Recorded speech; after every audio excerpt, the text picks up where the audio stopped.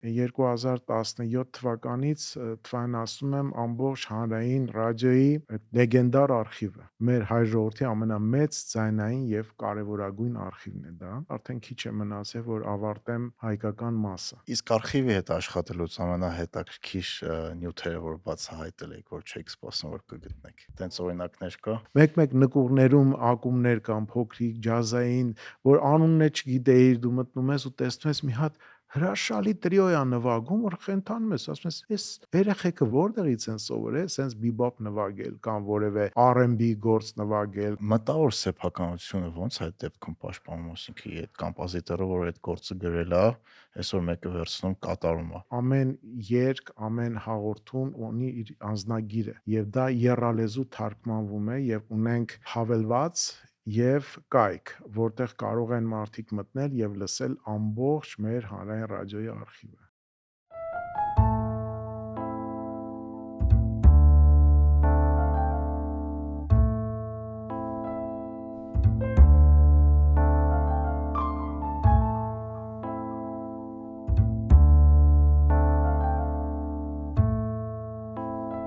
Բարև ձեզ։ Այսօր մեր ոդկասթի հյուրն էր Հանրային ռադիոյի արխիվի տնօրեն, երգիչ Արտուր Իսպերյանը։ Արտուրի հետ զրուցել ենք Հանրային ռադիոյի արխիվի երաժշտության, մեր մշակութային գործիչների, կոմպոզիտորների, Երևանի եւ այլ հետաքրքիր թեմաների շուրջ։ Անպայման բաժանորդագրվեք մեր ալիքին, եթե հավանում եք սեղմեք լայք կոճակը եւ հիշեցնեմ, որ մեր ոդկասթը հասանելի է եւ Spotify-ում եւ Apple Podcast-ում դուրս է գալի ամեն 5 շաբթի առանց բացառության։ Արտուր ջան, բարև ձեզ։ Բարև ձեզ։ Ինչպե՞ս եք։ Լավ եմ։ Շնորհակալություն, որ եկաք։ Ես եմ շնորհակալ, որ հրավիրեցիք։ Իմ համար դուք շատ սպասված հյուր եք, ինչի, որովհետև շատ փոքր տարիքից ձեր գործերը լսել եմ, հատկապես անգլերենով այդ ջազ կատարումները։ Հիշում եք այդ գործերը։ Հա, հիշում եմ։ Բայց վերլսում եք ձեր հին կատարումները։ Գիտեք, չգիտեմ, երևի շատ քիչ։ Ես հա այնքան զբաղված եմ, այնքան անելիքներ կա, որ մեկ-մեկ հազվադեպ անդրադառնում եմ այն հին կատարումներին։ Հա։ Ես ինչ էմոցիաներ ալու։ Դե գիտեք, մի հատ կյանք ենք ապրել, ես ուզում եմ ասել մեր Երգի պետական թատրոնի մասին, որ եւ հանրային հեռուստատեսության իմ առաջի քայլերը եղել է այնտեղ, այո մրցանակաբաշխություն կար 90-ականներին եւ շատ աստղեր այդ տարիներին մենք իմացանք նրանց անունները, շատ համույթներ այդ շոուի միջոցով, որովհետեւ շոուի նպատակը դա էր, որ համույթներ, տաղանդավոր մարդիկ, որոնք կային եւ ուզում էին իրենց ցույց տային, հնարավորություն տվեց այո շոուն, որ մասնակցեն այդ մրցույթին, ինչու՞ չէ հաղթեն կամ պարտվեն եւ այդ տարիներին ունեցա շատ երաժիշտ ընկերներ, չգիտեմ, լավ օրեր էին, շատ դժվար օրեր էին, բայց երջանիկ էինք։ Դժվար այդ ժամանակ համ պատերազմից հետո, համ ֆինանսական, համ էմոցիոնալ ամեն առումով չէ երևի։ Չէ, դա ես ասում եմ 1988-87 թվականների Մինչև սովետական միության փլուզումը։ Մինչև սովետական միության փլուզումը, այո, ես այդ ժամանակ էր, որ ձևավորվեց այդ հեռուստաշոուն։ Հա։ Երգի պետական թատրոնը դեռ չկար այդ ժամանակ։ Երգի պետական թատրոնը սովետական միության վերջի տարիներին ձևավորվեց, չէ՞։ Թե փլուզումից հետո էր։ Փլուզումից հետո։ Ես դուք ուզում եք երաժիշտ դառնաք, պատկերացնում եք, որ երաժիշտ կդառնաք։ Դե իհարկե, ես ինքս ավարտել եմ Գեղիշե Չարենցի դպրոցը 67 եւ այնտեղ էլ իմ առաջի եւ ամենահետաքրքիր երաժշտական կյանքը սկսվել է այնտեղ, որ մենք ունեինք մի հրաշալի անգլերենի ուսուցչուհի, ինքը անգլիական թեկումով էր Չարենցի դպրոցը, հա, Տիկին Տերտերյանը, որը հենց Լոնդոնից էր ինքը եւ գիտեք, չգիտեմ հիշում եք թե ոչ, հանրահայտ մի հատ ֆիլմ կա Sound of Music, Հա։ Զվուկի մուզիկի, Հա, ոնց որ այդ ֆիլմը շատ էի սիրում, ինձ հիշեցնում էր այդ ուսուցչուհուն, որ կարողանում է աշակերտի լեզուն հասկանա եւ այնպես անի, որ սիրահարվի այդ առարկային։ Եվ ես սկսեցի շատ անգլերեն երգեր սովորել, նա սկսեց ինձ սովորեցնել եւ մի անգամ մեզ մոտ դպրոց գալիս է Վիլյամ Սարոյանը, Վաու, պատկերացնում եք ինչ Վիլյամ մարդ Սարոյանը։ եմ։ Եվ ես իր համար անգլերեն երգ եմ երգում։ Հա, հետո տենց ծափահարություններ սկսեցի ոգևորվել, հանդեսներին ելույթ գալ։ Մի խոսքով, ավարտելուց հետո լրիվ ուրիշ տարբեր ոլորտ, տարբեր մասնագիտություն Երևանի պոլիտեխնիկական համալսարան ընդունվեցի էներգետիկայի ֆակուլտետը, բայց իմ բոլոր ընկերները, քանի որ կոմպոզիտորների տան հարևանությամբ էի ապրում բարձրակ շենքում, նրանց իմ ընկերներն էին նրանց մեծ կոմպոզիտորների, մեր մեծերի զավակները, թորնիկները հետո դարձան իմ ընկերները եւ նրանք բոլորը համարը սովորում էին երաժշտական դպրոցում Չայկովսկու դպրոցում էին սովորում եւ իմ երաժշտության այդ սիրո շարունակությունը արդեն սկսեց իմ ընկերների հետ, երբ որ հանդիպում էինք Չայկովսկու դպրոցում եւ այնտեղ դասից հետո փորձեր էին անում։ Հա, ու այդպես էլ դրանից հետո ուրիշ ոչինչի մասին չէի մտածում բացի երաժշտությունից։ Այսինքն մասնագիտություն ամեն ինչ արդեն դարավ Չէ, երկրորդական։ միայն երաժշտություն։ Ես ինչով էլ որ զբաղվեի, որ էներգետիկա, չգիտեմ, ինժեներություն, ատոմային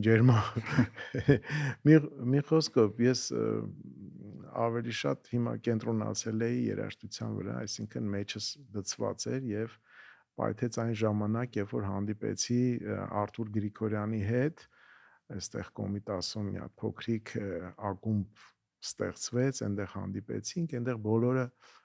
մեր Տաթևիկ Հովհաննեսյանը, Էռնա Յուզբաշյանը, բոլորը այդտեղ այդ ակումբում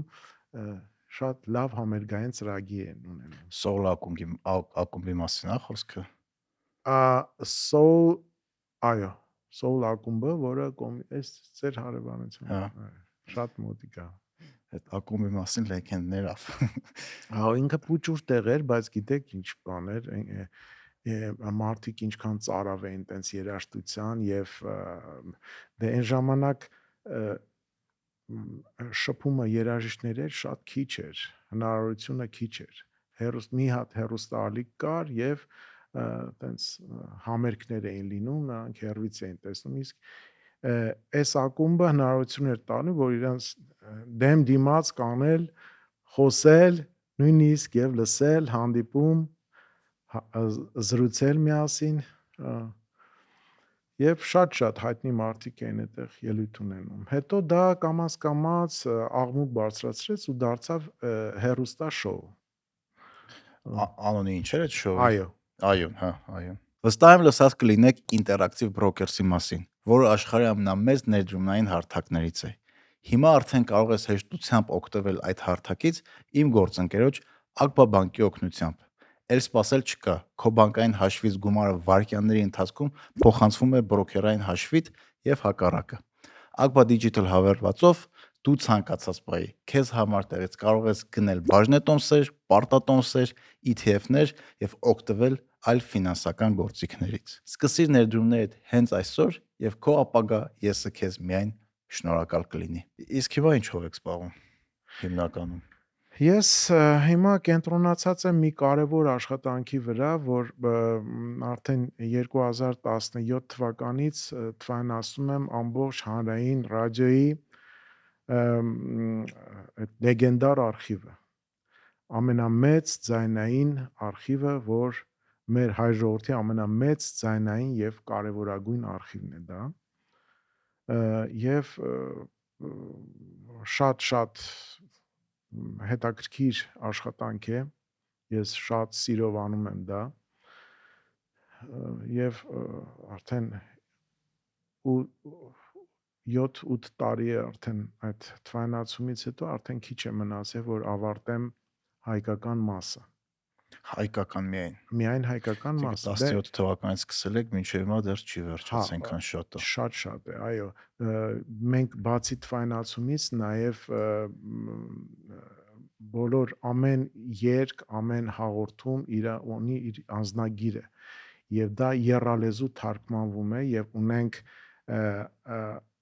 հավելված եւ կայք, որտեղ կարող են մարդիկ մտնել եւ լսել ամբողջ մեր հանրային ռադիոյի արխիվը։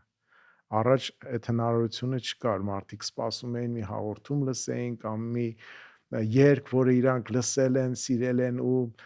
երկար տարիներ չի հնչել, բայց ուզում են լսեն, չգիտեն ոնց լսեն, բայց հիմա այդ հնարավորությունը տրված է, այդ արխիվը անվճար է, լսելը եւ կարող են ներբեռնել ու լսել ամբողջ մեր հանրային ռադիոյի 35000 ստեղծագործություններ եւ ռադիոթատրոններ եւ տարբեր ժանրի երաժշտություն եւ հարցազրույցներ եւ մանկական հետաքրքիր հաղորդումներ մի խոսքով ամեն Այսինքն ինչ այդ տարիների ընթացքում ինչ դուրս է եկել, այդ ամեն ինչը այո պահպանվել է ինչ որ ձևի, հիմա այդ նույն այդ նյութերը լրիվ թվայնացվում են թվայնացվել է ու եւ հասանելի է տեղադրվել։ դառնում Այո։ բոլորիս։ Գիտեք, հա,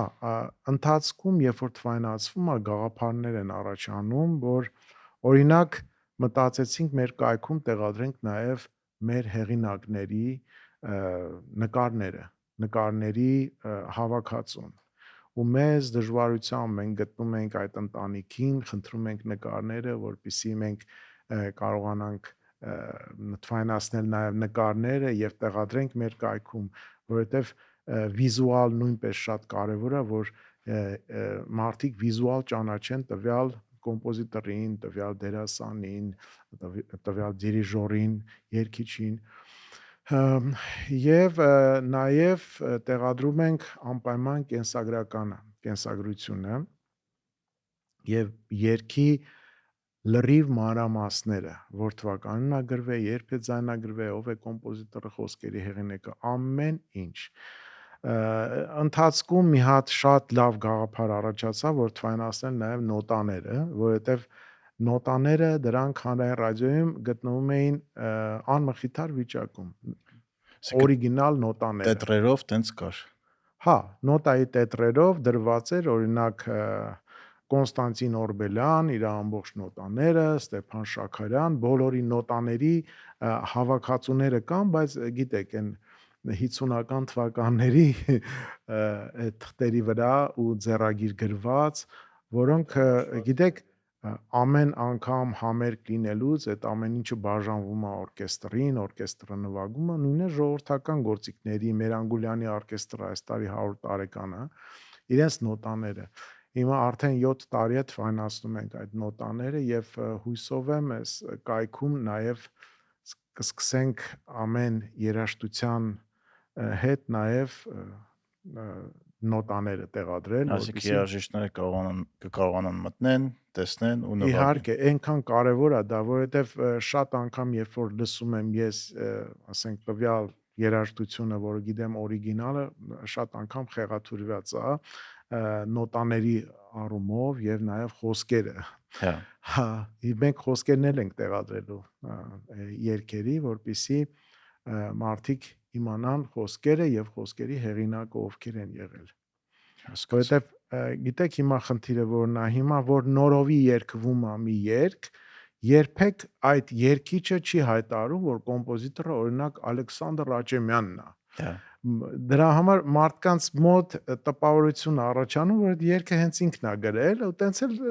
կարող է մյուս ծերունդերն տենց իմ ասել, որ այս երգը ինքն է գրել, Աճեմյանով է եղել, Իսկ հա։ բան մտավոր սեփականությունը ո՞նց է այդ դեպքում պաշտպանում, ասինքն այդ կոմպոզիտորը, որ այդ գործը գրել է, այսօր մեկը վերցնում կատարում է։ Դրա համար իր ընտանիքը ռոյալթի չի ստանում կամ այն մարդը Ստանում է, իհարկե ստանում է։ Մենք ունենք հայ հեղինակ, ես ճիշտ է մենք այդքան շփում չունեմ հայ հեղինակի աշխատանքի հետ, բայց ես գիտեմ, որ շատ կոմպոզիտորներից լսել եմ, որ իրանց երգերը երբ որ օրինակ մեր ռադիոյով երբ որ կատարում են երգեր, մենք ունենք ցուցակ, որտեղ գրվում է ամսական քանի անգամ է կատարվել այսինչ կոմպոզիտորի երգը, ուղարկում ենք ցուցակը, նրանք հաշվարկանում են եւ մենք տարեկան գումար ենք մուծում այդ հայ հեղինակին, հայ հեղինակն էլ բաշխում է տվյալ կոմպոզիտորներին, երգիչներին, եթե չկան իրենց ժառանգներին, բայց մահից 70 տարի հետո արդեն հայ հեղինակը գործ չունի։ Այսինքն 70 տարի հետո ռոյալթին արդեն զրանում է։ Ռոյալթին արդեն զրանում է եւ կարող են մարդիկ օգտագործել։ Ազատ օգտագործել։ Հա։ Արխիվում է շատ գործեր կա, որ դրանից ավելի մեծ են։ Իհարկե, մենք դե 100 տարեկան է մեր արխիվը, հա,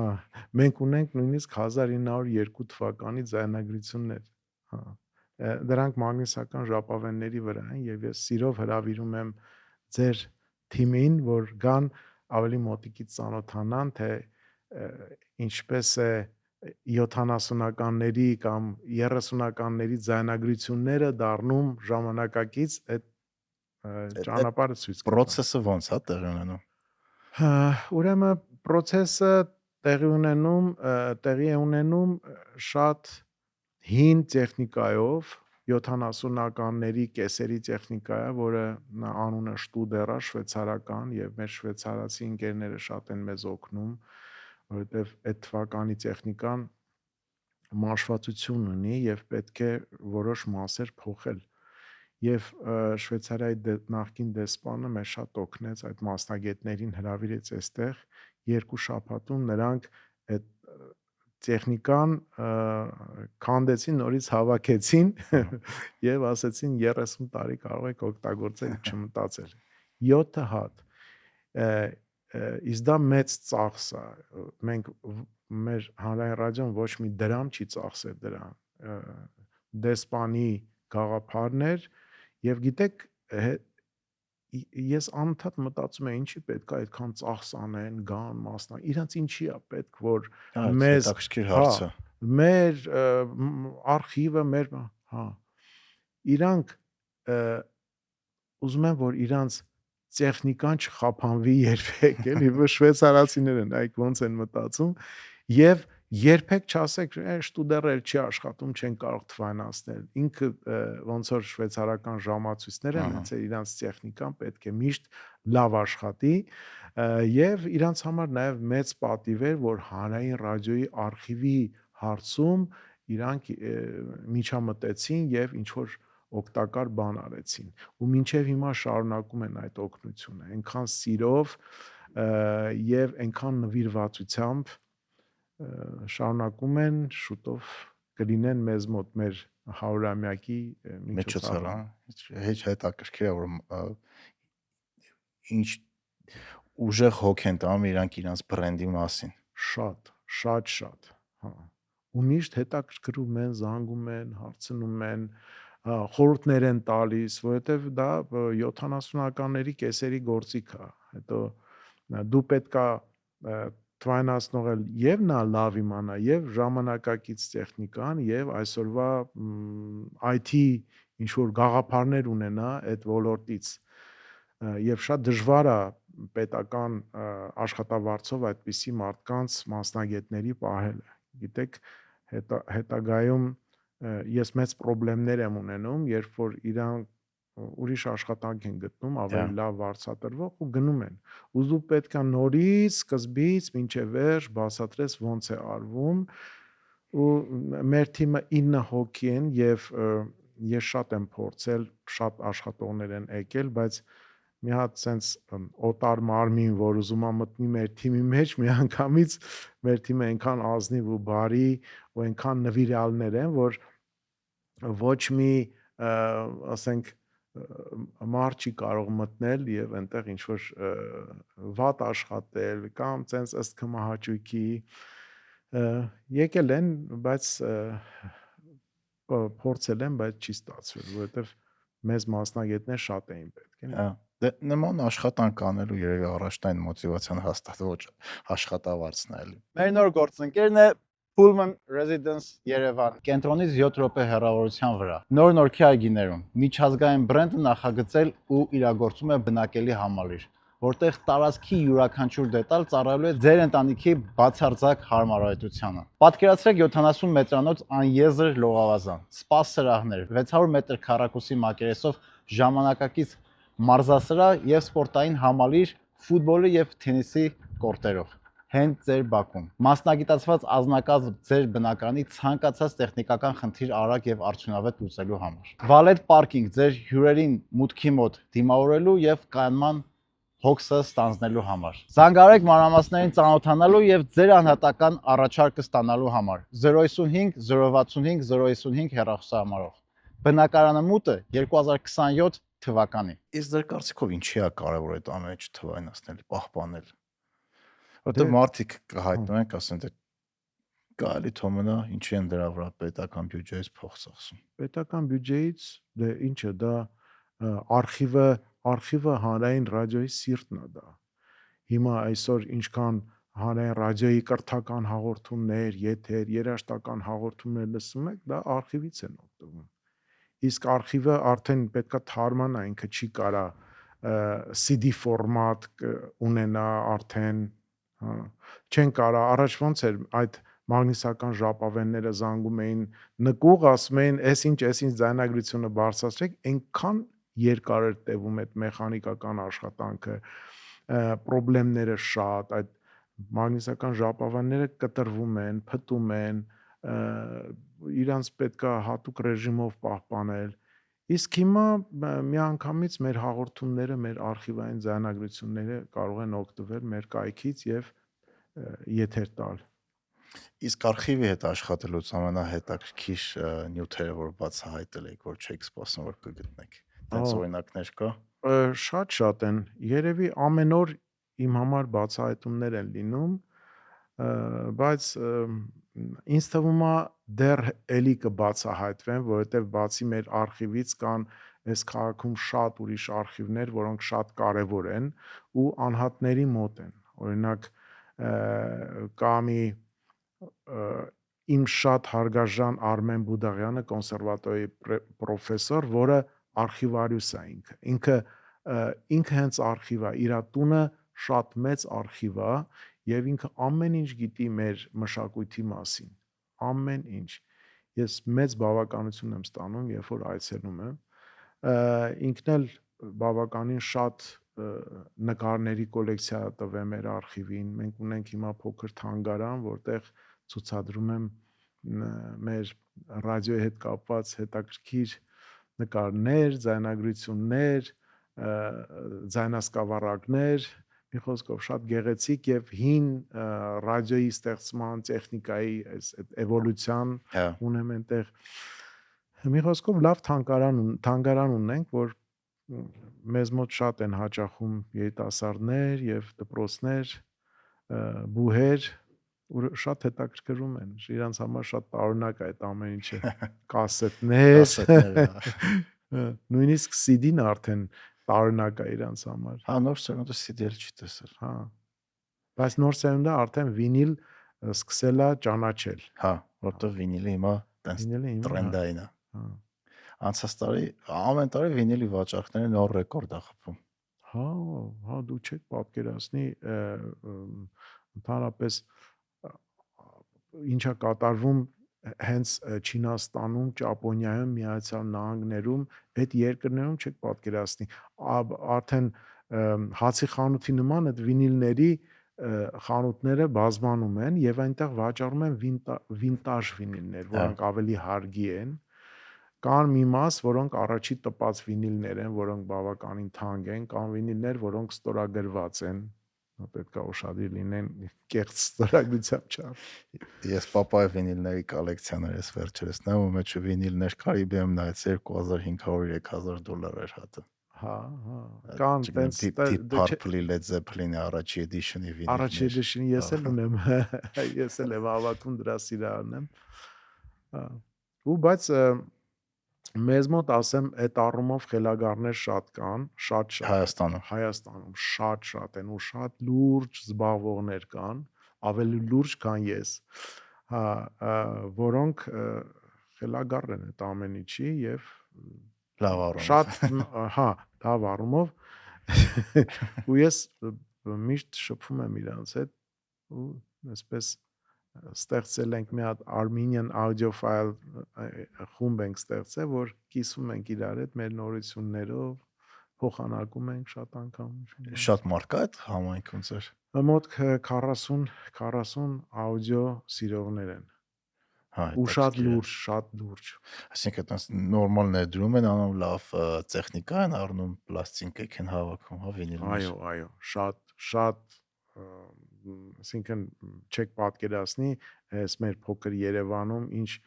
լավ հետաքրքիր մարդիկ կան։ Վաու։ Ա ես ձեզ ասեմ աշխարհի լավագույն ձայնային դինամիկ, որ ասում են, Ահա։ speaker, ոնց են հայերեն ասում, Ահա։ ձայնարկիչ, հա։ Հա, արտադրողներից մեկը մեր քաղաքում է ապրում, անունը Լևոն է եւ ինքը այսօր շատ մեծ անուն ունի աուդիոֆիլների համաշխարհային աուդիոֆիլների շուկայում։ Ստեղ արտադրումը արտանում է։ Այո, Չեմ լսել իրա մասին։ հա, Որովհետեւ այդ վատ է, որ ես չեմ լսեք, ու լսել։ ինքը միակ երևի այս քաղաքում ակուստիկայի մասնագետն է, որը ակուստիկայից հասկանում է, Իսկ որը շատ խանութ կարևոր է, չունեն, հա։ խանութ չկա Չէ, առանձին։ ինքը on-line այդպես աշխատում է, որովհետև այստեղ իմաստ չունի, որ այստեղ գների այդ գները այստեղ չգիտեմ 20-30 հազար դոլար չէ այ, երևի մի այ, հատ։ այ, հա։ Ես տենց դինամիկներով լսել եմ երաժշտություն լրիվ ուրիշ փորձառություն է։ Հա։ Նենց ձայներ է սկսում լսես։ Հա, դե Ափսոս դեռ չունեմ։ Դուք ինչ դինամիկներ եք օգտագործում տանելսելուց, գիտեմ որ ես հին 50-ականների, ես նոր արտադրություն չեմ սիրում երբեք, որովհետև չգիտեմ, մանկուց ես սիրել եմ լավ որակյալ երաժշտություն լսել եւ այդ իրական հնչողությունը ականջներիս մեջ է եւ դա էտալոն է ինձ համար, որ դա համեմատում եմ այսօրվա մնացածի հետ, այն ինչ որ այն ժամանակ ես լսում էի ու ստուդիաներում եմ շատ աշխատել եւ ստուդիաների սաունդն էլ գիտեմ, դրանք տարբեր են աուդիո սիրահարի սաունդից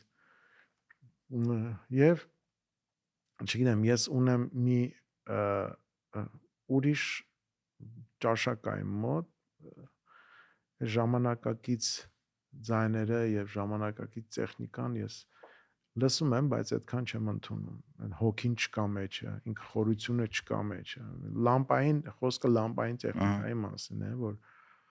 Այսինքն լամպայնո սիլիցիլաձերը ու հին 50-ականների դինամիկներ։ այո, ես դրանցով եմ լսում։ Հա։ Հիմնական դե կախված է ինչ եք լսում, օրինակ դրանցով ռոք չեք կարող լսել, դրանցով կարող եք լսել ակուստիկ գործիքներ, դասական երաժշտություն, ջազային, բայց նաև ունեմ մեծ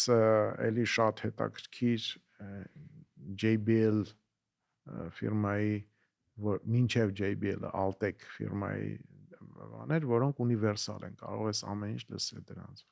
Համ ռոք, համ էլեկտրոնային երաժշտություն։ Ամեն ինչ ունիվերսալ իրանք դինամիկներ են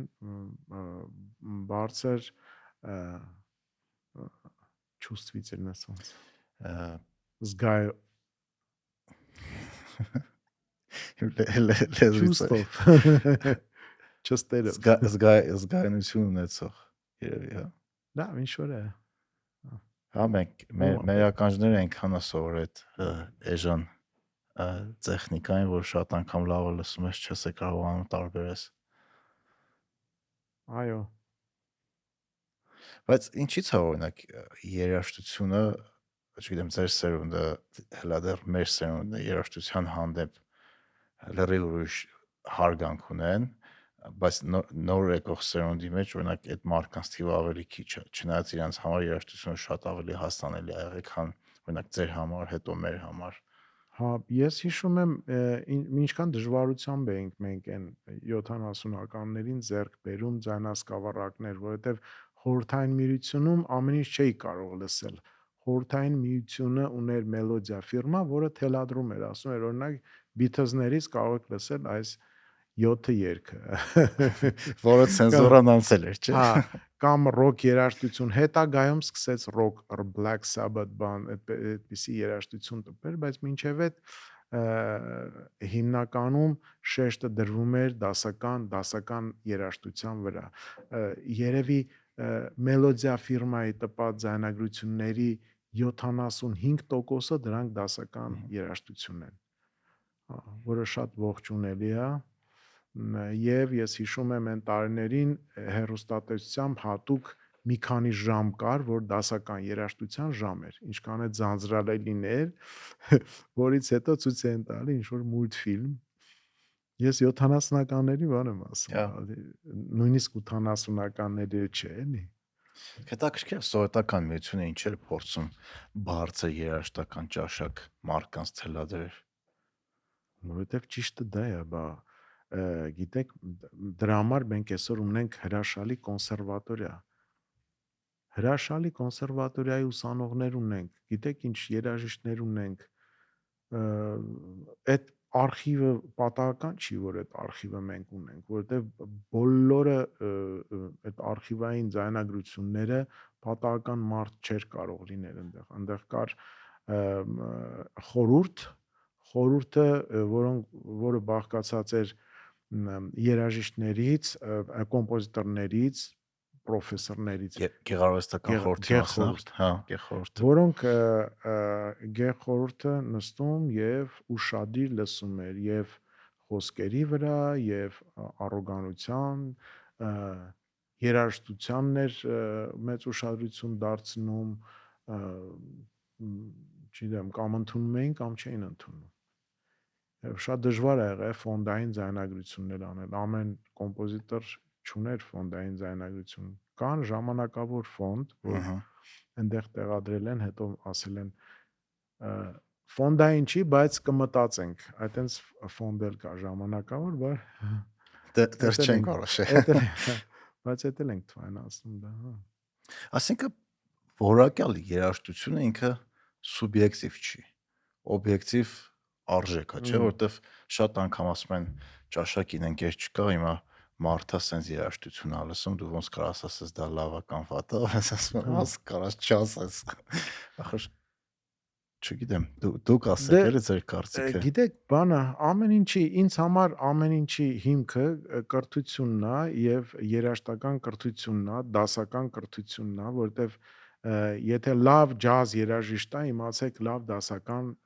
կրթություն ունի ինքը եւ անցել է այդ դպրոցը անցել է։ Նույնն էլ էստրադայի մեջ ամեն ինչի հիմքը դասական երաժշտությունն է եւ երաժշտական կրթությունն է, եթե ուզում ես պրոֆեսիոնալ ճանապարհ անցնես։ Այսինքն եթե չգիտեմ,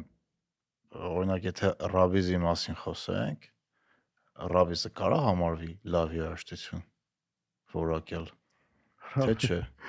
Դե գիտեք, լավ ու վատ ռաբիզ էլ կա։ Ես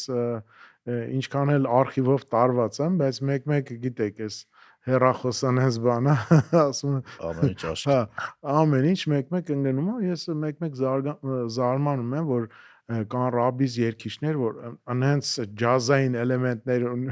ունեն եւ անենց սվինգով են երգում, որ շատ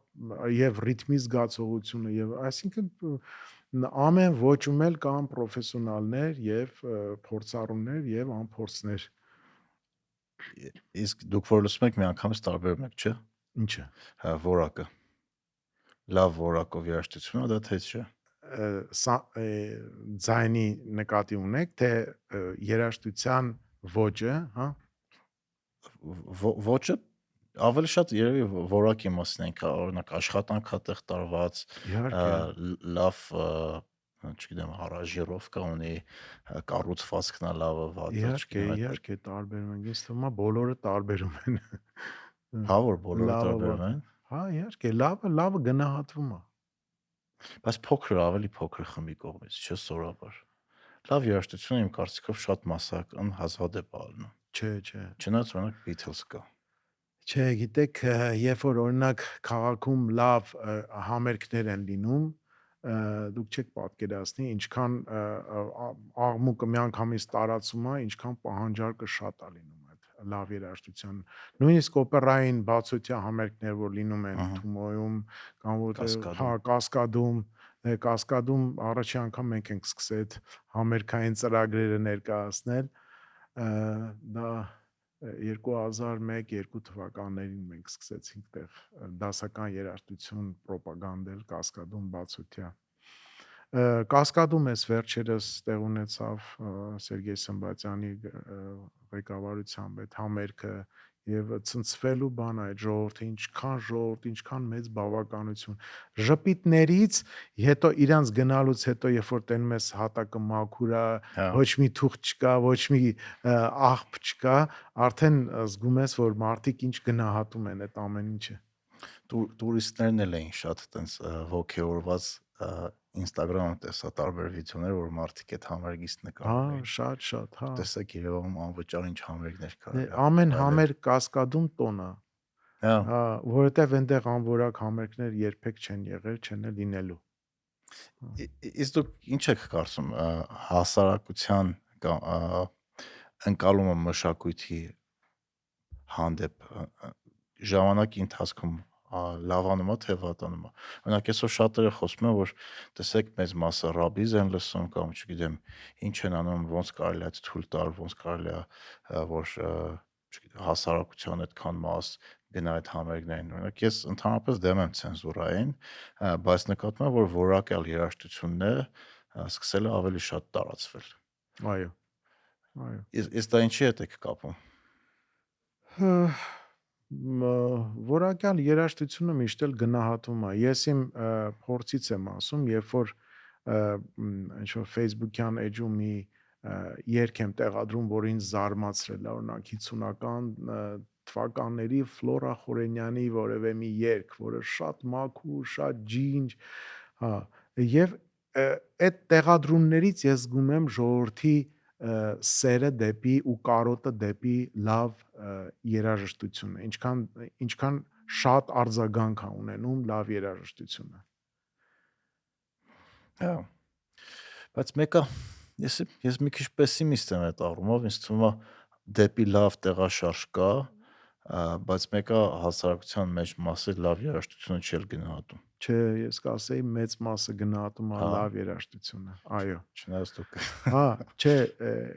իրոք գնահատում է լավ երաժշտությունը։ Ուղղակի մենք երևի շատ մեր հեռուստաընկերությունները, ռադիոընկերությունները շատ քիչ են պրոպագանդում այն լավը, ինչ որ կատարվում է մեր քաղաքում։ Մեր քաղաքում լավ բաները կատարվում են նկուղներում։ Մեկ-մեկ նկուղներում ակումբներ կան փոքրիկ, ջազային, որ անունն է չգիտեիր, դու մտնում ես ու տեսնում ես մի հատ հրաշալի տրիո է նվագում, որ խենթանում ես, ասում ես,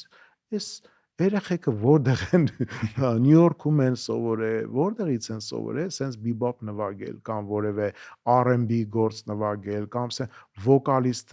վոկալիստուհին ավելի շատ են իրանք, քան թե վոկալիստները հիմա երիտասարդների մեջ ոնց է անում, ոնց է երգում, որ մի հատ լսում ես անգլերենի մեջ ակցենտ չունի։ Շատ են, ախր շատ, իրանց պետքա լուսաբանել, ցույց տալ, մենք ունենք ռադիոյում ստուդիա, ձայնագրման մեծ ստուդիա ունենք, 6-րդ ստուդիան ամենամեծ ստուդիան է եղել Հայաստանի, մենք խրախուսում ենք այդպիսի խմբերին եւ անվճար իրենց ձայնագրում ենք եւ թույլ ենք տալի, որ այդ ձայնագրվածը իրենք կարողանան տպել, վաճառել կամ մենք մենակ հեռարձակման իրավունքի տերն ենք լինում։ Իսկ գալիս են տենց խմբեր։ Շատ, ամեն օր հերթ Ամեն է, օր։ ամեն օր, մեզ մոտ հերթ է։ Եվ դասական երաժշտության, եւ ջազային երաժշտության, եւ էթնոջազ երաժշտության, ամեն օր ձայնագրում է։ Դրա համար ես այնքան հանգիստ եմ, որ մեր արխիվը մենակ հնով չի, էլի, մեր արխիվը նաեւ սենց աճում, բոյովանում է ու երկինք է հասնելու, որովհետեւ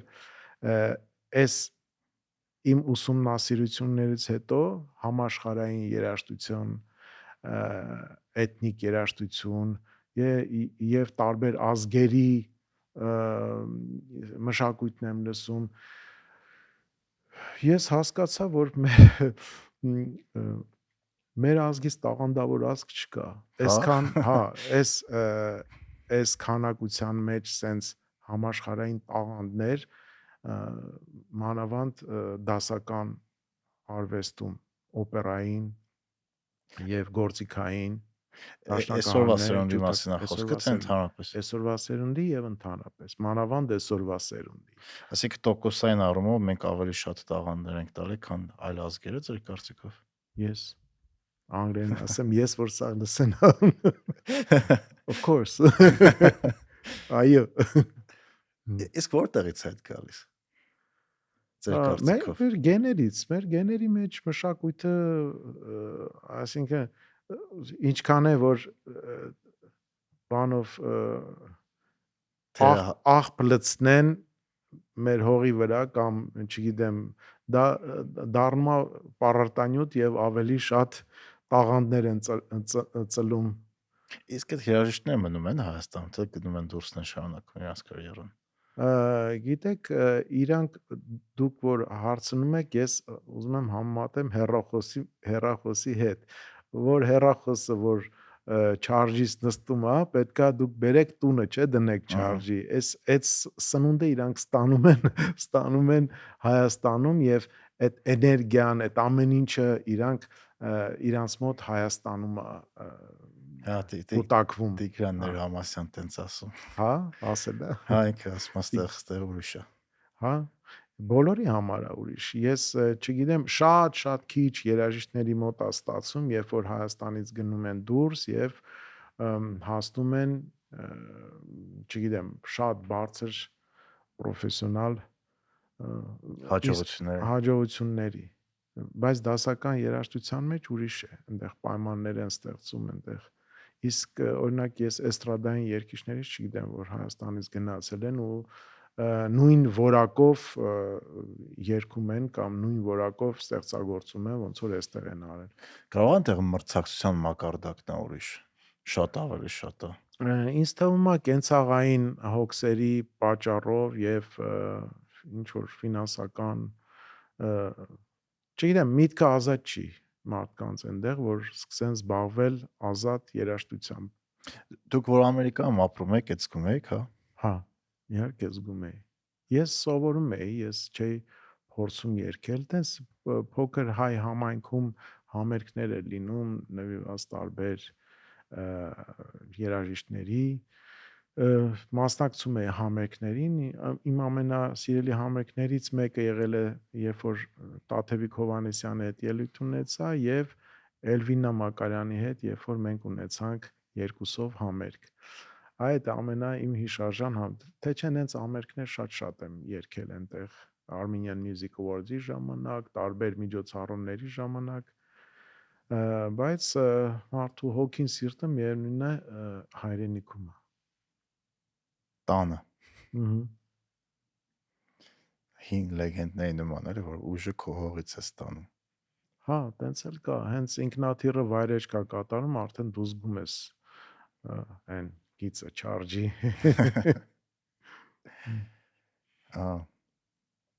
Միշտ բանա, ինչքան է գնում ես, ինչ որ մի կետ մի բան կա, որ չի թողում հանգիստ էլ երևի։ Իհարկե։ Ես ամենաերկարը որ Հայաստանում չեմ ապրել,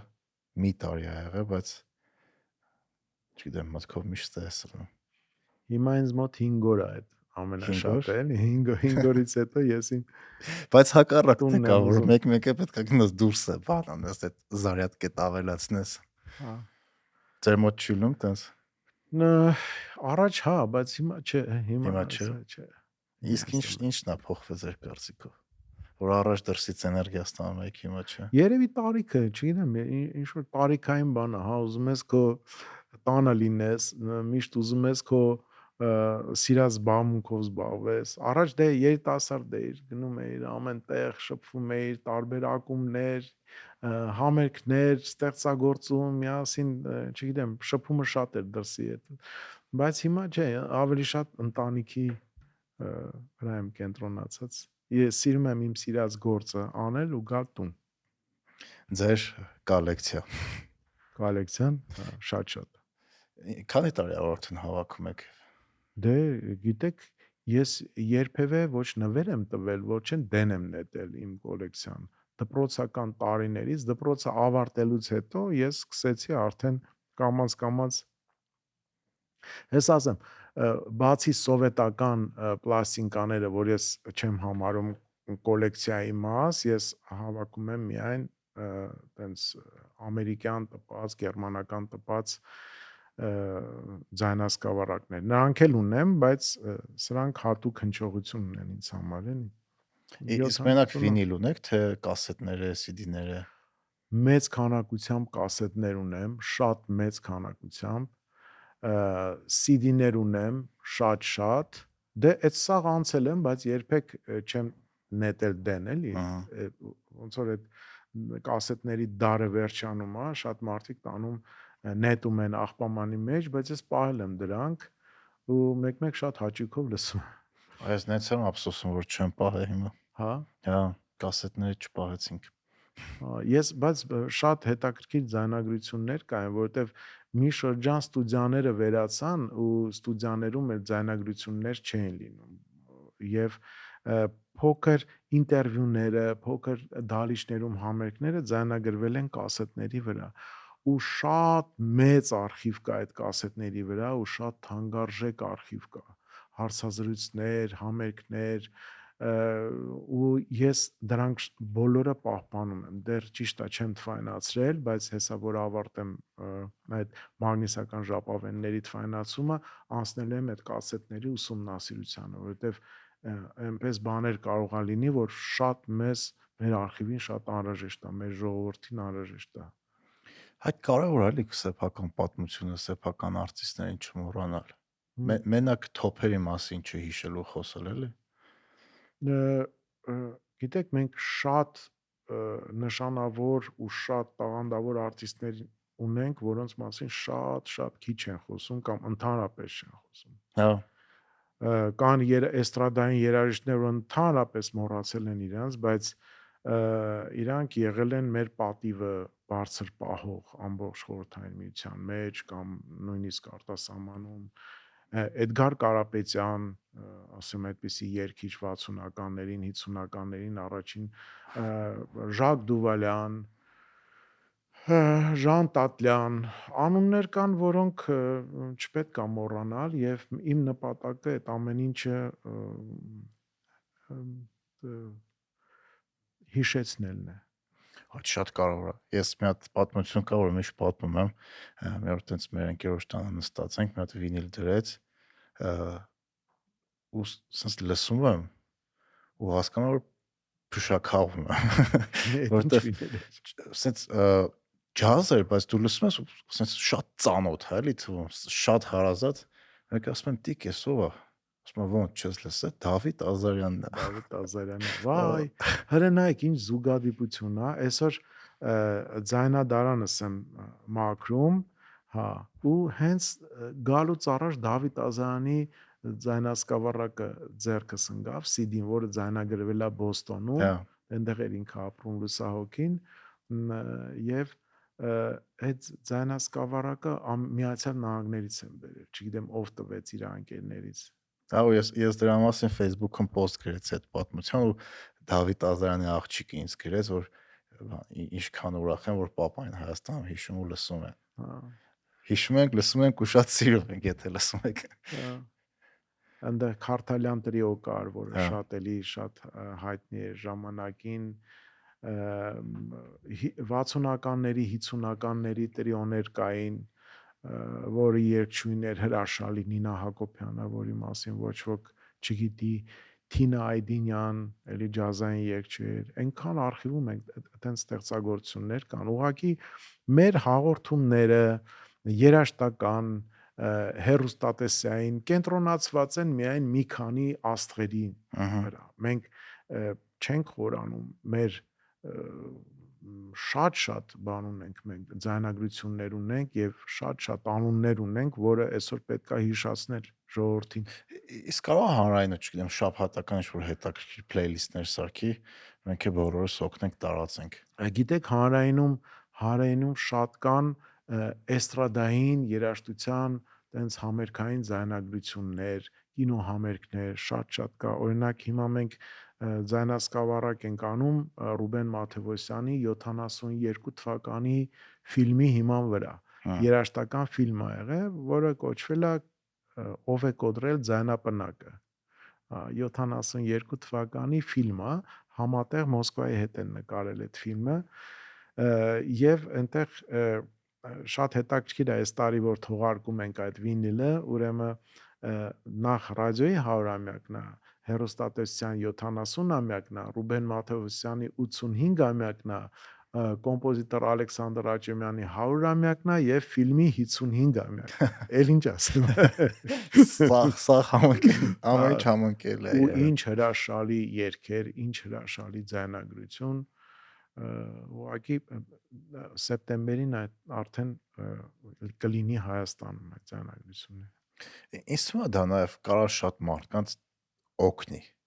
անգամ հոգեբանական առումով, որտեղ այդ ամենօրյա դժվարությունների, չգիտեմ, վատ նորությունների այդ անընդհատ սոցցանցերից եկող աղբի մեջ որ քեզ անընդհատ ստիպում են որ դու բացական էմոցիաներ ունենաս, 60-ականները, 70-ականների թեկուզ այս օրերի այդ մեծ տաղանդավոր արտիստի ում նոր ես բացահայտում կամ չես լսել, դնում ես լսում ես, կարող լրի որ այդ փոխվի։ Ու դու որպես քեզ որպես հայ նաև լավ ես զգում որ դու այդ մարդը նույն ազգից եք։ Հա, շատ է փոխվել որակը երաժշտության շատ է փոխվել, օրինակ էստրադայի ու ժամանակակից երաժշտության որակը շատ է փոխվել։ Մեր ժամանակ այն ինչ որ երգում էինք, հիմա այսօրվա ես համեմատում եմ նաև ֆուտբոլի հետ, էլի, ասենք, այն ժամանակվա լավագույն ֆուտբոլիստը այսօր չի կարող խաղալ, այսօրվա լավագույն ֆուտբոլիստների ֆուտբոլի կազմում, հա, շատ ուրիշ ձև են այսօրվա երիտասարդները շատ տաղանդավոր են ու շատ արագ են ընկալում ամեն ինչ ու չգիտեմ ինֆորմացիան շատ է տարբեր կողմերից ու իրանք այդ ամեն ինչը վերցնում են իրանց մեջ սպունգի պես եւ իրանց ճաշակն են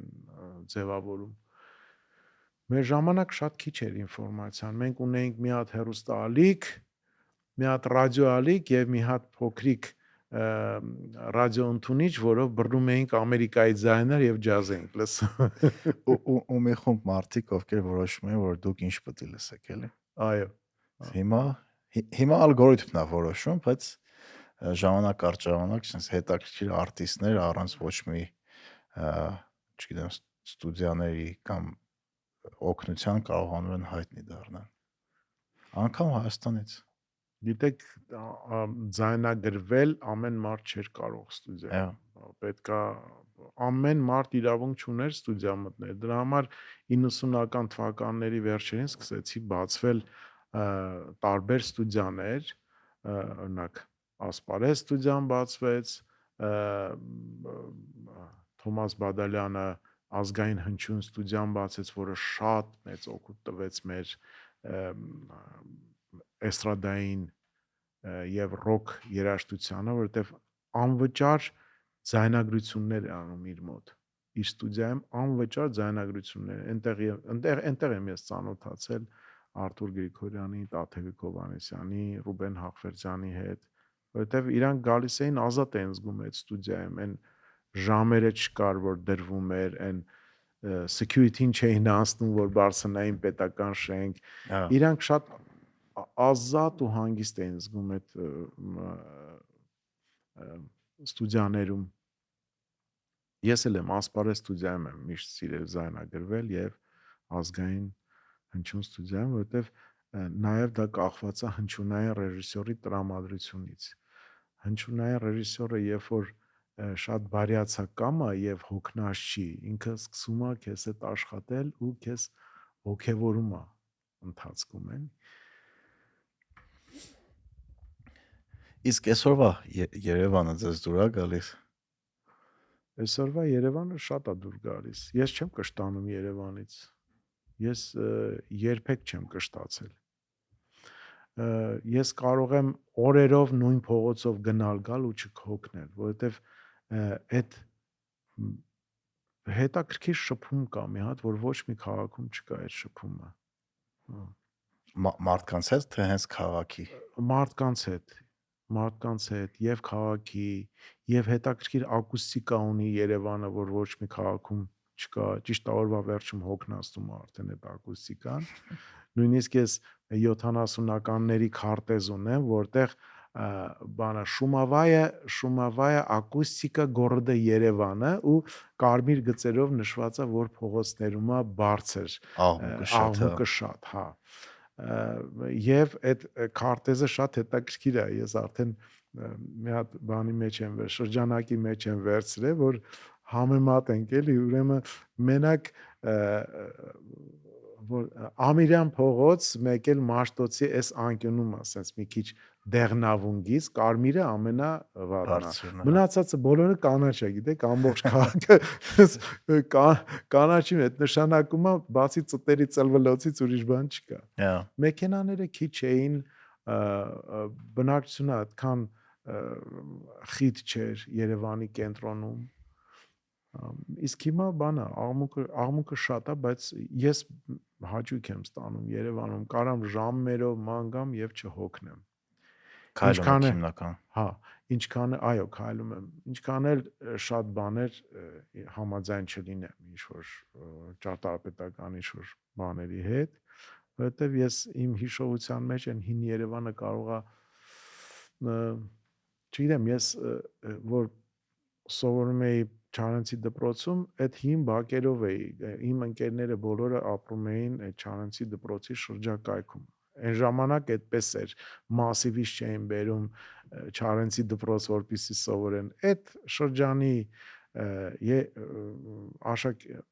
մարդիկ, ովքեր ապրում էին, երեխաները սովորում էին իրենց կողքի դպրոցում, իրենց պետք չէր որ գնային հասնեին, չգիտեմ որտեղ, որովհետև այդ դպրոցը ավելի պրեստիժն է։ Այդպես բան չկար։ Մենք հպարտանում էինք մեր դպրոցով, Կրուպսկայի դպրոցը հպարտանում էր իրանց դպրոցով, 114-ը Պուշկինը եւ Չեխովի դպրոցները, դրանք համարվում էին ամենա տենց հա երբ որ ես դպրոցից ընկերներիս ճանապարհ էի դնում, բոլորը ապրում են այդ այն ժամանակվա այսօր Արամի փողոց, Սվերդլովի փողոց այն ժամանակ եւ իրանց ճանապարհ էի դնում, մտնում էի իրանց բակը եւ այդ հին հոտը մինչեւ հիմա հիշում եմ այդ մի տեսակ մամուռի հոտ էր գալի, մանավանդ գարունը մամուռի եւ ծաղկած բալենու հոտ էր գալի այդ բակերից, հին Երևանյան բակերից։ Հիմա այդպիսի բակ օրինակ մնացել է Աբովյանի սովենիրը խանութ կա Աբովյան փողոցի վրա, այդ բակը որ մտնես, այդ մի քիչ այդ շունչը կզգաս Երևանյան։ Հա, բայց դե պետք է փոխվել մի բան, բայց պետք է ավելի երևի ավելի լավ ես ուրիշ ձև էի պատկերացնում այդ փոփոխությունը։ Հա, հիմա երևի շատ ծանրաբեռնված է էլի քաղաքը։ Հա, ավելի մի քիչ ավելի ցածրահասակ շենքերով եւ մի քիչ հինը պահպանելով։ Ոնց որ հիմա ուզում են հին Երևան նախագիծ անեն, չգիտեմ ինչ ալինելու, երբ ալինելու, բայց տենց ամեն քաղաք ունի իր վինտեջ, ասինքն старый город, հենց հին քաղաքի մաս ունի, որտեղ տուրիստների 90%-ին հետաքրքիր է այդ հին քաղաքը, ոչ թե այս նոր։ Դա գրում են այնտեղ, բայց Երևանում տենց կտոր որն է, որ կարելի ասել հին Երևանն է։ Տեղ կա էլի տենց հին շենքեր, բայց որ տենց հին կտոր մի քիչ Աբովյան, մի քիչ, չգիտեմ, տարբեր փողոցներում կան մի քանի հատ հին շենք, բայց քաղաքը այս տարիների ընթացքում շատ է տրանսֆորմացվել։ Բայց ոնց որ տրամադրությունն էլ է քաղաքի փոխվել։ Մեր պապական տունը 3-րդ մասում էր,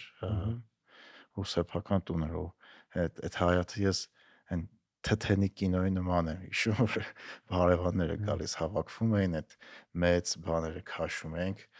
պալատկեքը թթի ծառը թափ էին տալի, բոլորը իրար հետ չգիտեմ, միրգ կիսում, ծիրան կիսում, բայց տես բաները հա, ինձ թվաց այնքան երիտասարդ ես չես հիշի այդ թութ թափ չէ, մեր հայաթում կա մշակույթը։ Ես երկու տարբեր քաղաքի մշակույթ գիտեմ, դե papan Վանաձորից է, մաման Երևանից, ես համ Վանաձորում եմ մեծացել, համ Երևանում, Ես գացի ձեր հա, акցենտից։ երկու տեղից հետ այնց լավ հիշողություններ կա, հա, բայց այն քաղաքը, որ ես հիշում եմ, միանշանակ այսօր չկա։ Ինքը լրիվ տրանսֆորմացվել ուրիշ բան է դառը, չես կարող ասես լավա թե վատա, բայց հանրային դեպս տեղաշարժվել է հաստատ շատ ավելի դժվար է դառել։ Հա, բայց ասեմ, երևի ես շատ եմ ճամփորդում ընտանիքով, երևի ամենա ուրախ ու friendly քաղաքն է մեր քաղաքը։ Երևանը Այո, կարող է ես այնքան շատ եմ սիրում, որ ինձ տենց է տենց է ինձ թվում, բայց ես ասեմ, որ շատ քաղաքներ գնալուց սենց ջերմություն, այսպեսի ուրախություն ու հանգստություն ոչ մի քաղաքում չկա։ հետաքրքիր է։ Չէ՞։ Ինձ թվում է դա ոնց որ տենց շատ անհտական ընկալում է երևի։ Մարդկա ընկալում է քաղաքը, որ շատ ծանրաբեռնված է, դժվար է, նեգատիվ է, մարդկա շատ դրական է ընկալում։ Ես բանը ոնց որ դժվար ասել ինչ-որ մի քաղաք լավ է կամ վատ է, որովհետև շատ անհատական ընկալում է։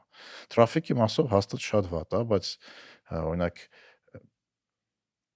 ինձ Երևանը ես կարող իմ օրինակով ասեմ, պահում է, որ ես փողոցում քայլում եմ, իմ ընկերներին եմ տնում, ծանոթներին եմ տեսնում, ժպտում ենք իրար, հարցնում ենք ոնց ես, կարող է պատահական սրճանը մի հատ ընկեր տեսնես կամ մարտում, որ մի քանի տարի չես տեսել, նստեք իրար հետ սուրճ խմեք, քննարկեք ինչ որ հարցեր, այդ ջերմությունը միանշանակ ուրիշ ոչ միտեղ չես Ոչ կարող միտեղ ստանալ, չկա, հավատացում եմ, որ ոչ միտեղ չկա։ այդ ոնց որ այդ ջեր միջավայրը հարազատների, ընկերների դժվար է ինչ որ ուրիշ տեղ ստանալ, որովհետև տունը ընդեղ է, որտեղ դու մեծացել ես, էլի երևի։ Չնայած ընկերներ ունեմ, ովքեր ուրիշ երկրներում են ապրում, կարողացել են տենց միջավայրը այդ երկրներում է ստանան, բայց դա տենց շատ անհատական է ու շատ անգամ առաջի սերնդի գաղթած մարդկանց մոտ դա դժվար է ստացվում։ Բայց օրինակ իրանց երեխեքը արդեն արտասահմանի երկրներում իրենց շատ նույն ձև են զգում, ոնց որ մենք հիմա Երևանում օրինակ։ Հա, բայց հետո այդ նույն երեխեքը գալիս են Երևան, լրիվ ուրիշ արթնանում են եւ սիրահարվում են այս քաղաքի։ Ես իմ ընկերների երեխաները, ովքեր այնտեղ են ապրում եւ իրանց երեխեքը այնտեղ են ապրում, իրանց բոլոր միջոցառումները հենց են անում, որ ամռանը այստեղ կազմակերպեն ու որ մի անգամ, երկու անգամ գալիս են արդեն այս Երևանը հատուկ sense պուլս ունի մի հատ, էլի այդ պուլսը մինչև չբռնես, չես կարա սիրահարվես։ Այդ պուլսը իրանք բռնում են, զգում են այդ պուլսը եւ դա մտնում է իրանց մարմնի մեջ այդ զարկերակը ու աշխարի որտեղն է գնան հիշում են, այդ իրանց հիշացնում է, որ այնտեղ նենցա խփում պուլսը ոնց որ կոմոդ գնան դեղ։ Հա։ Ու շատ տենց դեպքեր գիտեմ, որ եթե պետքա գնան իրանք օրինակ Միացյալ Նահանգներում կամ Ֆրանսիայում կամ որևէ տեղ եթե պետքա գնան ժամանակ ունեն մի 15 րոպե գնան Կարիբյան կղզիներ կամ եսիմի վազելով գալիս են Հայաստան։ Հա, շատ, այսինքն այնքան շատ դեպք գիտեմ, հիմա կարամ 3 հատորանոց ցուցակ գրեմ, էլի։ Պոդքասթից հետո ցուցակը կգնենք կոմենտներում։ Իսկ Երևանում սիրելի տեղեր ունեք։ Երևանում դե որտեղ մեծացել եմ, դա Սարյանի արձանն այդ Սարյանի արձանը, որ կա հետևի բակում, ծնվել եմ Փակ շուկայի մոտ, այն ժամանակակից արվեստի թանգարանների տեղն էր մեր տունը, այդտեղ։ Հետո այդտեղից տեղափոխվել են կոմպոզիտորների միություն, այնտեղ եմ ավարտել դպրոցս, ոչ թե միությունում, այլ հենց այդ շենքում էլի, հա։ Բայց որտեղ գնում եմ այդ իմ նշած տեղերը, սենց հարազատ սիրտս ավելի արագ է գցում, բայց միակ տեղը հիմա որ ես գնում եմ հանգստանում եմ ու սենց ընկերներին եմ տեսնում, խոսում, ծիծաղում, ուրախանում ենք, դա մեր բանը Թամանյան պուրակն է, Քաֆեշյան թանգարանի Հա, այդ հատվածը, այդ այգին, որտեղ ժամանակակից արվեստի ունիկալ նմուշներ են դրված, ես այդտեղ շատ ինչքան մանգամ չեմ հոգնի, ման եմ գալի։ Ու գիտեք, այդ մանգալով ես տեսնում եմ, որ իմ նման շատ մանեկողներ կան, նույն դեմքերին հա տեսնում եմ, նույն արագությամբ, նույն հայացքով ման են գալիս։ նույն տեղը որ շուտ քայլում ես ինչ-որ անծանոթների հետ ընկերանում ես։ Հետո գնում ենք Թամանյան արձանի դիմացը մի հատ դա սառը ջուր կա, խմում ենք, նոր գնում ենք։ Չի լինի առանց ցայտ աղբյուրից Երևանյան ջուր խմելու տուն գնալ։ Այդ միշտ մեր բանում էր դպրոցական տարիներից այդպես է եղել։ Մեր ցայտ աղբյուրները մեր բաններ հովացուցիչներ։ Հա, մի քանի օր առաջ հենց ընկերոջս հետ այդ թեմա ենք խոսում, որ ինչը կարա Երևանի սիմվոլը լինի։ Հա։ Ու երևի ցայտ աղբյուրները, ջուրը, Վարդավառը, այդ երևի ամեն ավելի լավ Երևանի սիմվոլը, քան այն ինչ որ հիմա կա։ Ձեր դուրը գալիս է Վարդավառը։ Շատ։ Լուրջ։ Իմ ամենասիրած տոնն է։ Չնայած մարդիկ կան չեն սիրում։ Դուք չեք սիրում, ոնց հասկացա։ Ես սիրում եմ, բայց մի քիչ մենք ուրիշ ձև ենք այն երիտասարդ տարիներին մեր բակերում Վարդավառը ուրիշ ձև ենք նշել։ Հիմա մի քիչ ավելի բան է։ Մի հատ անցնում է այդ Վարդավառի օրը երկու հատ Հնդկաստանից երիտասարդներ էին, դե ինչ անեն, մեկը ջրվելու են, իրանք էլ sense ջուրը վերցրել փոքրիկ, sense ամաչելով ջրում են, էլի։ Ուրեմն ինձ sense ջրեցին, հա, թեխ ինչ ջրեցին, չհասկացա բանի Ամիրյանի վրա էր։ Հա, ես էլ իրանց անգլերեն ասում եմ գոնե գիտեք ինչ որ է էսի, ասեց Վարդավառի։ Ակսենտը շատ լավ է։ Վարդավառի։ Ասի դե լավ ջրեք։ Դե ինձ թվում է սոցցանցերը բերել են նրան, որ ամեն ինչ դարել է իր տեսակի էքստրիմը, ոնց որ որտեղ է տենց ավելի լավ է տարածվում, բայց տոնը ինքը իրանով շատ սիրուն է, հա, ձևափոխվել է, խորհուրդ ընդ կարող է կորցրել է, Երևի, հա, դրանից է։ բայց ինքը ինձ թվում է Երիտասարդները շատ ուրախ տոնում են այդ տոնը, բայց ինձ թվում է մեծ մասը չգիտի իմաստը էլի։ հա, միանշանակ։ Եվ մի քիչ էլ արդեն շատ կոպիտ ձևով են այդ արարողությունը անում ջրելու։ Հա, Հա։ դե ամեն ինչը դառնում է իր տեսակի էքստրիմը, էլի։ Ես նույնիսկ այդ օրը տուրիստական խումբ տեսա ու զարմացա, որ հակել էին այդ անձրևանոցները, թափանցիկ իրանց ասել էին, որ զգուշ մնացեք, հեռախոսները պահեք, հանգարց չթրջվի, անձնագրերը մի վերցրեք ձեր հետ, եւ շատ զգուշ էին ու վախեցած։ Բայց տուրիստներ եկան, որ հատուկ դրա համար գալիս են Երևան։ Այո, Հայաստան, այդ տոնի համար։ Հա։ Որտեղ Հաճելի է, ուրախ է, շատ ուրախ է։ Այդ օրը երևի ինձ թվում է քաղաքը ավելի ուրախ է այն մարդիկ, որ այդ տոնում են, քան նոր տարուն։ Մեկ էլ Արարատ 73-ի հաղթանակի ժամանակը տենց։ Ինչ ա եղել այդ օրը։ Այ չեք պատկերացնի։ Դուք չեք պատկերացնի։ Երևի մեր ազգի ամենաուրախ օրը ինձ համար դա եղել, որ ես տեսել եմ։ Ամենաուրախ օրն է դա եղել, որ Արարատը 73 թվականին դարձավ չեմպիոն։ Իմիջիալոց բոլոր այդ ռեպորտաժները ֆուտբոլային մեր կայքում դրված է։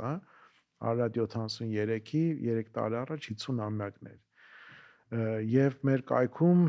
Սուրեն Բաղդասարյանի օգնությամբ,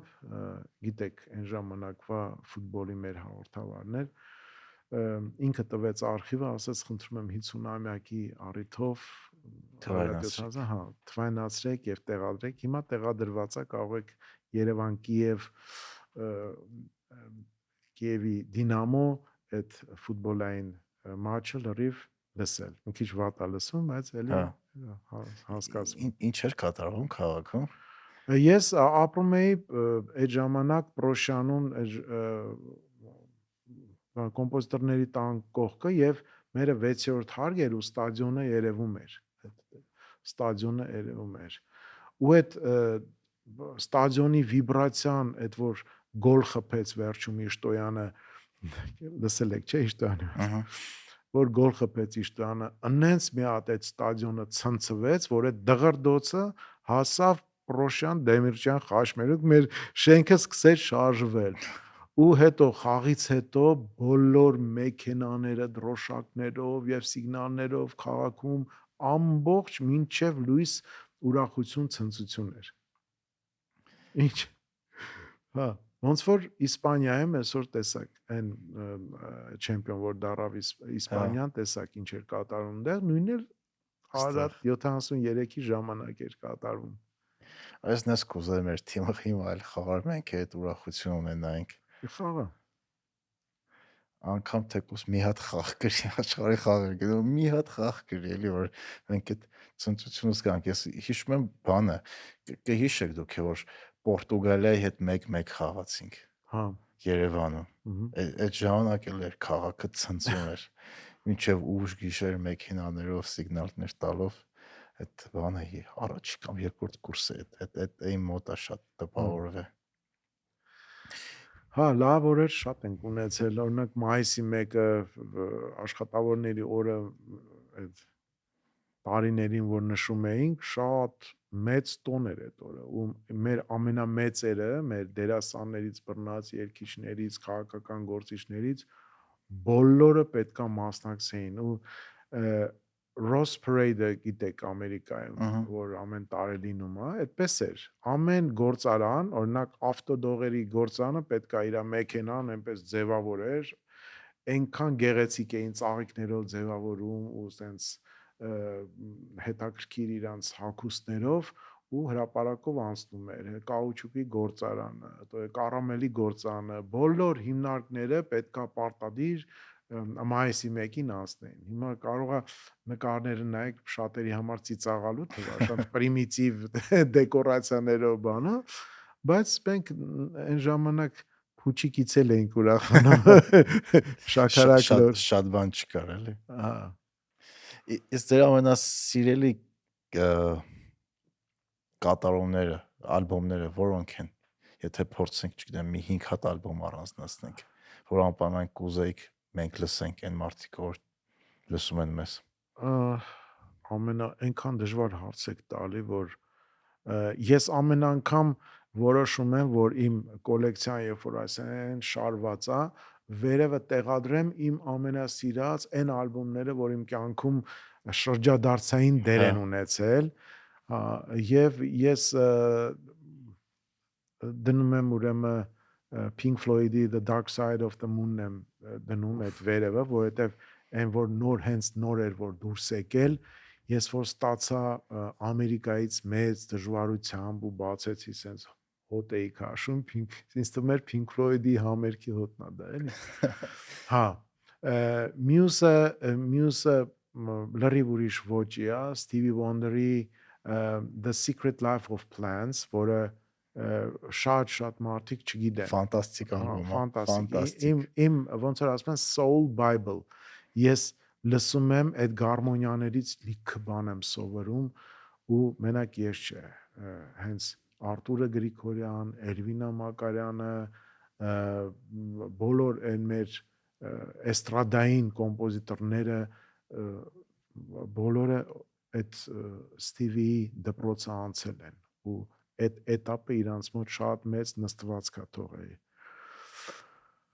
Հա, մի քանի դասական ալբոմներ Վիվալդիից, Մոցարտից եւ իհարկե The Eagles Hotel California-ի ալբոմը նույնպես ին վրա Led Zeppelin-ի ալբոմը շատ եմ սիրում, Zeppelin-ը։ Հենց Zeppelin ալբոմը։ Հա։ Սպիտակ։ Հա։ Այն որ մեջը պտտվում է կլորը։ Տեսել եք այդ մեջը կլոր կա, պտտվում է։ Ֆիզիկական կոպիա չեմ տեսել։ Հա, չէ, հա։ Իմ բանը Zeppelin-ի ամենասիրած ալբոմ բանն է Physical Graffiti-ն։ Deep Purple եւ այնտեղ ինչ էր։ Հա, The Dude, Quincy Jones-ի The Dude ալբոմը, որը շատ եմ սիրում, այնտեղ James Ingram-ը մի հատ երգ ունի, որը ես ֆանտաստիկ ալբոմ է դա, Patty Austin-ի հետ դուետ է, Հա, How do you keep the music playing, շատ տան, Michel Legrand, Michel Legrand է, եւ տենց հիմա էլ ավելի շատ սկսել եմ հայկական մեր հին ալբոմները էստրադային հավաքել, կոլեկցիոնել, որովհետեւ շատ բաներ կա, որ չէի լսել, շատ երգեր կան, որ ես տեղակ չէի դրանցից, էլի։ Նույնիսկ մեր արխիվում չկա։ Այդ ալբոմները տպված են դրսում, համերգային ձայնագրություններ են։ Բարսեղյան Records կար Միացյալ Նահանգներում, Բոստոնում ստուդիաներ կան, որտեղ են ձայնագրվել հա, էստրադային երգեր։ այդ սովետական միության ժամանակ, Հա, մինչև սովետական միության փլուզումը։ հա, Հա, դրսում են ձայնագրվել։ Մեր արտիստները այնտեղ համերգ են տվել եւ համերգային ձայնագրությունները դարձել են ձայնասկավառակներ այնտեղ։ բայց հետաքրքիր է, Ունիկալ օրինակ բաներ են, մեր արտիստները լավ ինֆլուենս ազդեցություն են ունեցել նաև Պարսկաստանում, մեկ է օրինակ Լիբանանում, Սիրիայում այո, հայ ավելի շատ երաժիշտները։ Պարսկաստանում, որովհետեւ մեր ժողովրդական եւ էստրադային երգի ամենամեծ վարպետներից մեկը Հովհաննես Բադալյանը ինքը Պարսկաստանից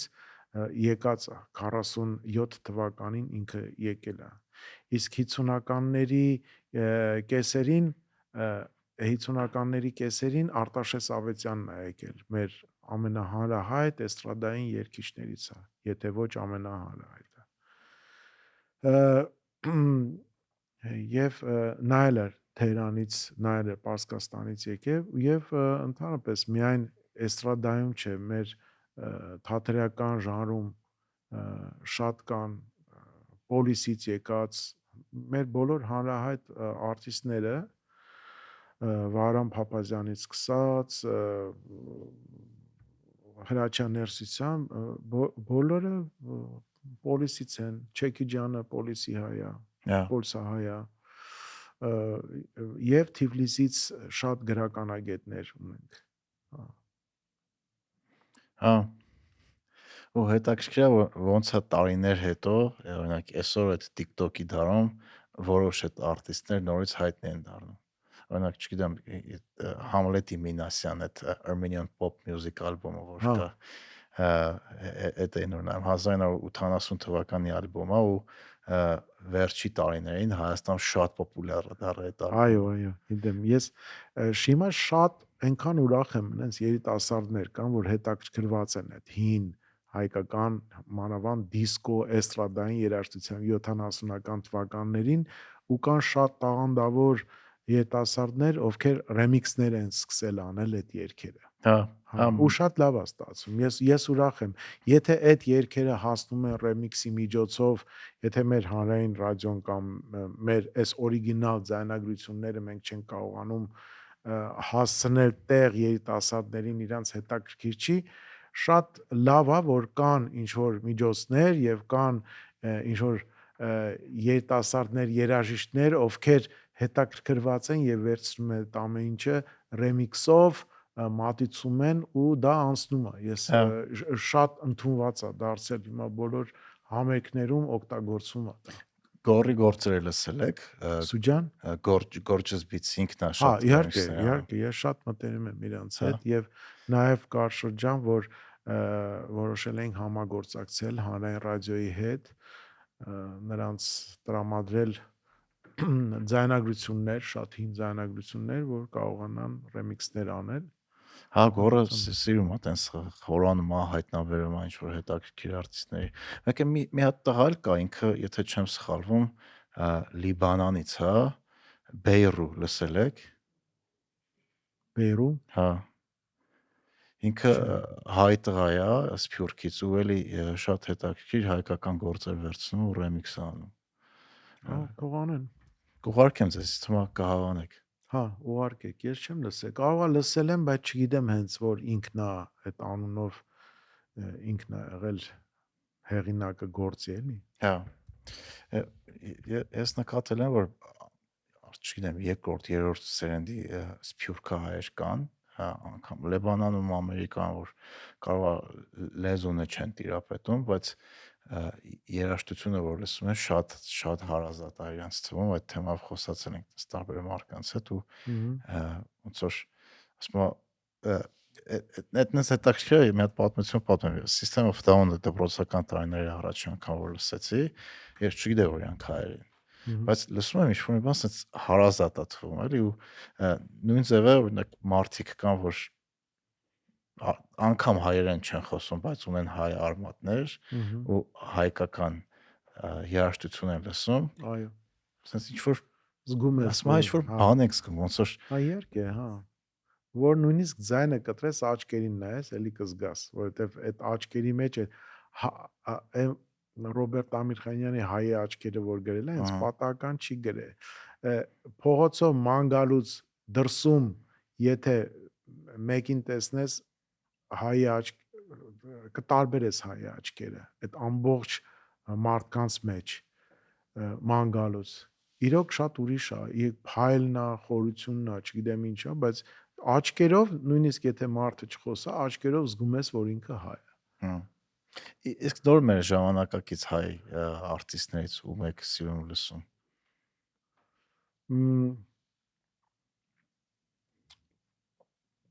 Ժամանակակից ես շատ եմ սիրում Գորին Սուրճան, հա, որովհետև բարձր պրոֆեսիոնալիզմ ունի վոկալային, չգիտեմ, բացառիկ շատ գորը շատ ուրիշ է, հա, եւ ես շատ եմ լսում ջազային երաժշտություն, ես ջազային երաժշտության սիրահար եմ եւ մեծ կոլեկցիոներ եմ, չեմ կարող չնշել իմ լավ ընկեր, հարազատ ընկեր Վահագն Հարապետյանին, որ ամենտեղ համերգ տալուց ամեն անգամ տարբեր ոճի համերգներ է ինքը, տարբեր երաժիշտների հետ ներկայացնում, վերջերս իմ ամենասիրած ակումբներից մեկը, որ Ուրիխանյան ակումբն է, որ ես շատ եմ սիրում, որովհետև այնքան ջերմ է այնտեղ մթնոլորտը, Վահագը նոր գործիք էր վերցրել Osmo, հա, եւ այդ գործիքով առաջին անգամ ինքն է չէր նվագել, գիտես, առաջին անգամ նենց էքսպերիմենտալ համերգ արեցին ու ես շշմել էի իրանց այդ երեքի բարձր Արտյոմի բասիստ, ահա, Մանուկյան եւ հարվածային գործիքների Արմանը իրանց այդ որ իրար հետ նվագած չէր, բայց նստեցին ու միասին նենց էին իրար հասկանում եւ նենց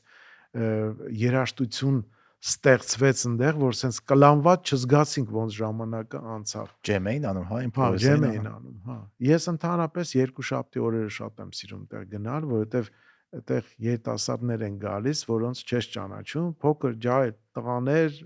ամեն մեկը իր գործիքով գալիս է ու իհարկե պայմանավորված, որ այս ժամին դու ես, մեկը ինչ որ հարվածային գործիքներ է նվագում, մեկը բաս է նվագում, մեկը թրոմպետ է նվագում ու այդտեղ այնց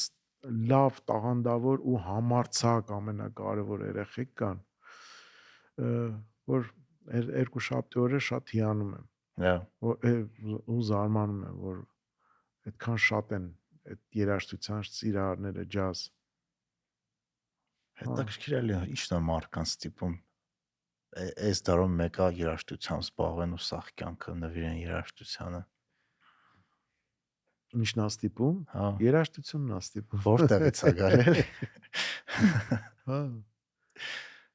Գիտեմ։ Չէ, երաժշտությունը ուրիշ ոչի բանով չես կարող փոխես։ Չէ, իհարկե չես կարող։ Իսկ Տիգրանի Գյումրի համերգին եղել էիք այս վերջի։ Ես չեմ եղել, բայց մեր հարային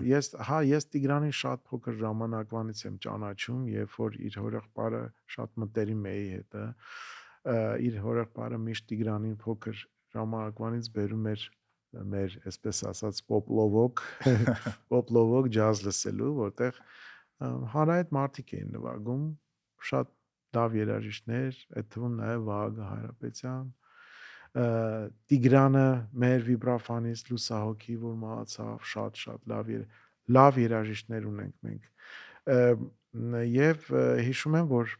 անընդհատ գալիս էր Տիգրանը այնտեղ երաժշտություն լսելու ու շադիր լսում էր, ուրիշ ոչ մի բան իրան չէր հետաքրքրում։ Եվ շատ անգամ տեսնում է արդեն նվագել, սկսում էր նվագել ինքը, այնտեղ կանչում էին բեմ, սկսում էր նվագել։ Հետո ես գնացի Միացյալ Նահանգներ, մի քանի տարի հետո տեսա պատահական Լոս Անջելեսում հորեղբորը, ասե, հա Տիգրանը ոնց է, բան ասեց, այդ Hellenius Monk-ի մրցույթում ասեց բանում Նյու Յորքում առաջի տեղը գրավեց Տիգրանը, արդեն ասում է բոլորը ճանաչում են Herbie Hancock-ը, շատ է սիրել իրան, մի խոսքով տենց ճանապարհ բացվեց իր համար, դե հետո Տիգրանը հիմա ինձ համար մի հատ ուրիշ երաժիշտ է, եթե այն իմ իմացած ջազմենները մեր երկրի երաժիշտներն են, Տիգրանը Universe-ի, ասենք տիեզերական բան ունի մեջ է, էլի հետաքրքիր էներգիա ունի մեջը, որ այդ էներգիան միանգամից լսողին բռնում է ու բաց չի թողում, ինչեւ վերջ դու կլանված լսում ես։ Հիպնոզ է, դա այդ իր երաժշտությունը ինձ համար հիպնոզ է։ Դրա համար աշխատում եմ քիչ լսել։ Ռիկ Բեատոյի հետ իր հարցազրույցը եթե չեք դա Ես տեսել եմ ու շատ սիրեց այդ հարցը։ Այ հարցազրույցը այդպես պետք է լինի, որ այդ օրինակ այդ դիմացի մասնագետը ինքը ջազի մասնագետ է ու այնպեսի հարցեր է տալի, որ շատ հետաքրքիր է համ պատասխանողին, համ լսողին։ Դե մարդը խորքան երաժշտությունից հասկանում է ու Տիգրանի հետ դրա մասին կարողանում էր էլի խոսալ։ Գիտեք, այնքան մեծ, այսպես այնքան հպարտություն ապրեցի, երբ որ այդ հարցազրույցը դիտեցի եւ Տիգրանի պատասխանները ինչ պրոֆեսիոնալ եւ ինչ կիրթ, ինչ կարճ, կոնկրետ եւ ճիշտ տեղին պատասխաններ էին, որ ուղղակի ես այդ հարցազրույցը իմ երևի երաժշտական այդ տեսած հարցազրույցների ամենալավագույններից է, ոչ թե ամենալավագույնը, լավագույններից է։ Հա, միանշանակ։ Ընդհանրապես Ռիկ Բեատոյի ալիքը շատ լավն է երաժշտասերների համար, ինքը երևի YouTube-ի լավագույն երաժշտական ալիքներից մեկն է։ Ինտերվյուները տարբեր երաժիշտների հետ։ Շատ գիտակ մարդ է։ Դե ինքը բան է, ռոք խումբ է ունեցել, հետո պրոդյուսեր է եղել, երաժշտությամբ ապրում։ Այդ չես կարողանում չգնահատես, երբ որ մարդը այդտենց խորացած է անում մի բանի մեջ էլի։ Շատ է խորացած, հա։ Իսկ դες ի՞նչն է ոգևորում։ Ինչ ոգևորում է։ Ինչ ձևով։ Մի հատ Ընդհանրապես, հա։ Ընդհանրապես որ այդ ինչ որ մի բանից որ ոգևորվում եք, էներգիա եք ստանում, ուզում եք շարունակեք ստեղծել, աշխատել։ Նախ իմ ընտանիքը, որովհետև շատ իմ կինը շատ է ինձ օգնում, որպես ընկեր ինձ շատ է օգնում։ Ինքը երբեք ու միշտ ինքը մեծարում է, իմ արած աշխատանքը գովաբանում է, հա։ Չգիտեմ, իր այդ իմպուլսը շատ կարևոր է ինձ համար, որ ինքը գնահատում է իմ արած աշխատանքը։ Այս իմ տարիքում ամեն ինչից է ոգևորում եմ, նոր համով ուտելիքից էլ եմ ոգևորում։